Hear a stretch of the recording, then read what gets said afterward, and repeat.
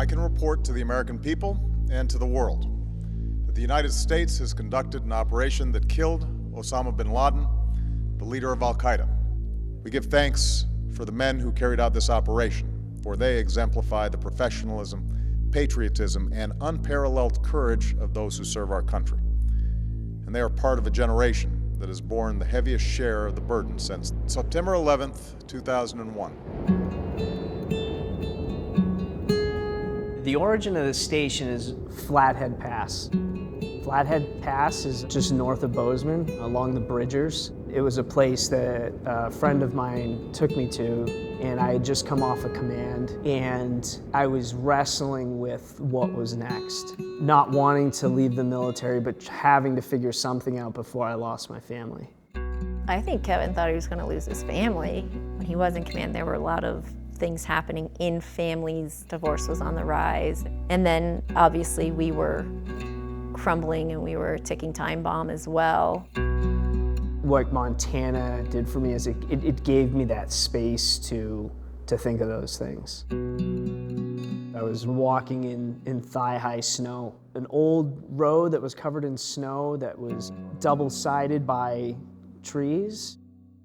It was an incredibly special moment. As a matter of fact, I took a picture of it.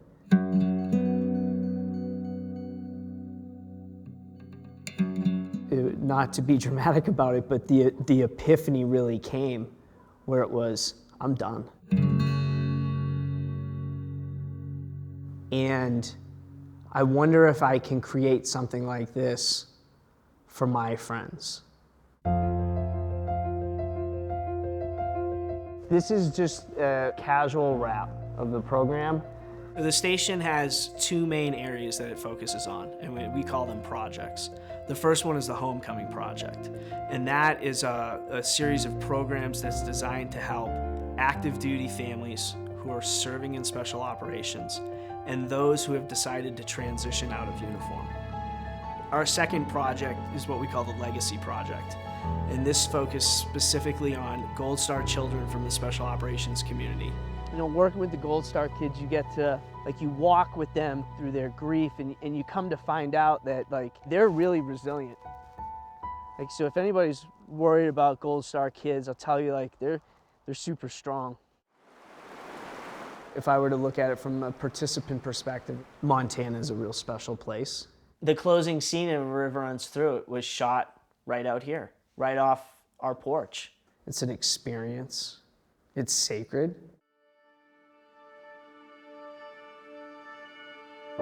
The station's home, its sanctuary, is named after James Michael Rue, known as Jimmy.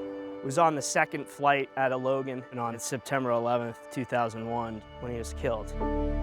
Fast forward about 14 years, a friend of mine, he said, hey, my boss likes to fly fish. And it ended up being Jimmy's brother, Dave. Okay, who's next? And I remember him saying, I really believe in what you guys are doing.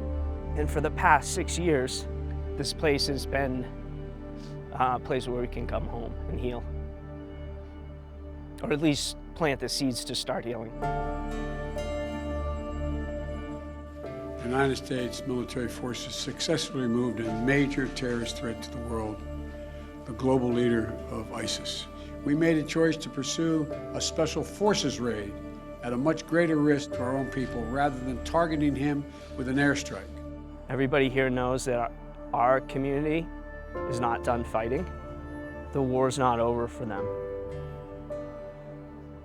And if we don't make this a priority, it won't be.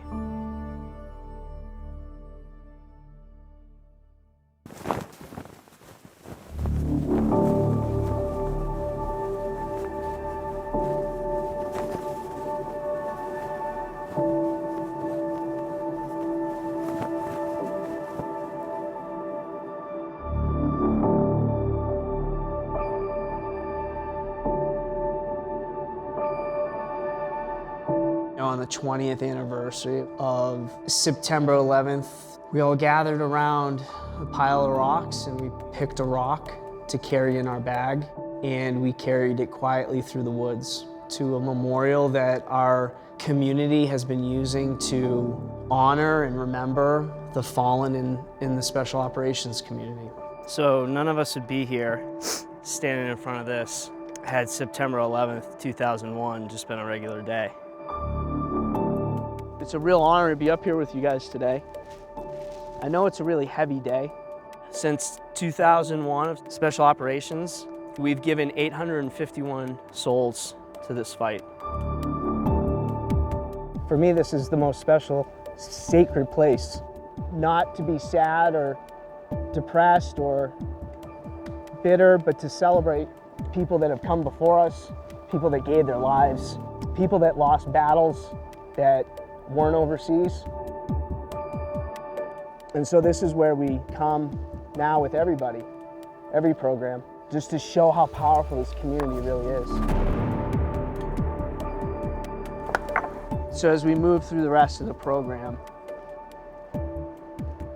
I encourage you to think about what you want to hold on to and what you want to let go of. What we're really all about, the things we carry home from war. You avoid it in the beginning because you're embarrassed to be alive. The shame or the injury, moral injury, abandonment. And so those are all things that we constantly carry home. And over, 7 years now? Slowly, one rock at a time, people are able to put down the things they carry.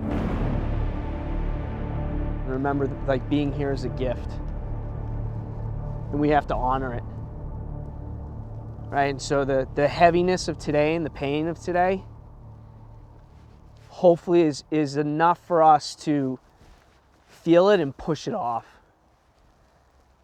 and start living the gift.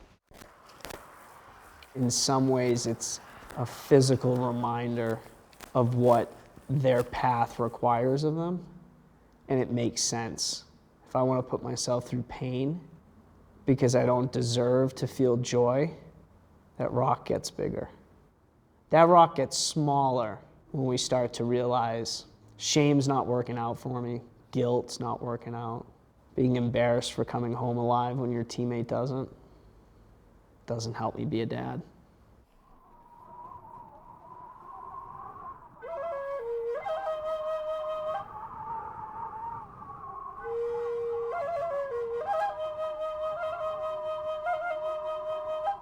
So back in the summer of 2013 was our first Gold Star program called The Crossing.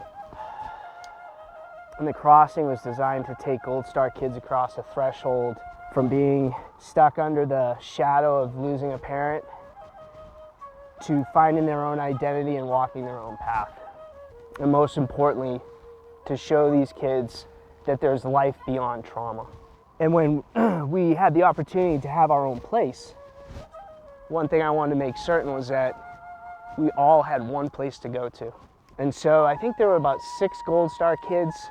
They created that path with an old retired W5 from 5th Group Special Forces.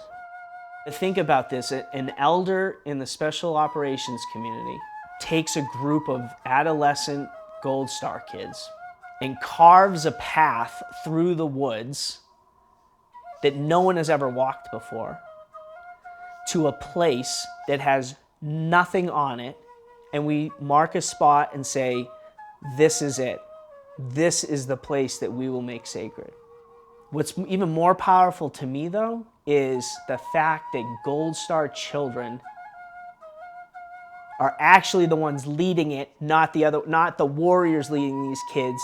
It's a bunch of kids leading adults home. Come on. What do you say to that?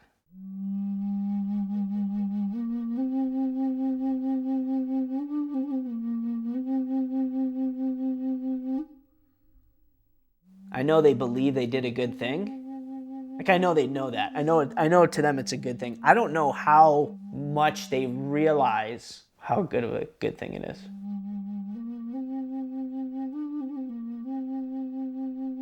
There may be a dad who goes home and stays with his family. There may be a guy who believes that he has a right to live now. There may be a spouse who has carried resentment and anger because of what this community's asked from her family. And she walks home with a little less of that. Like, those are kids that did that. Like, I won't take credit for that. Like, they did it. They're the ones that laid the keystones down. It takes words to explain it or describe it, but if you can't feel that, well, you're in the right place. Because we're gonna help you feel again. Now we're here in 22, and this is the things that we've left behind.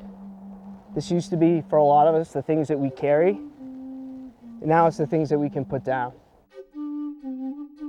At the end of the day, pile of rocks, for me, represents the weight that we carry. And it also represents how much we carry. It represents hope. The hope that we can put it down. The proof that we can put it down. It shows us as warriors what we can become. That the burdens that we carry, at some point we have to put them down.